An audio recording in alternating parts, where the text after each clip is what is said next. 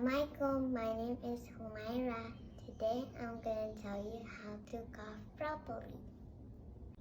First, if you want to cough, you need to cover with your elbow like this. And you cannot cough in your hand like this. Second, if you want to cover your mouth, you can also use a fabric or a tissue. Third, if you're already done coughing with this tissue, you can throw it to the trash bin.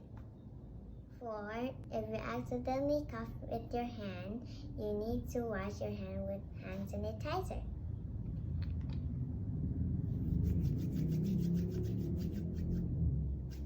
Fifth, if you're sick or at least you want to go out, you need to use mask.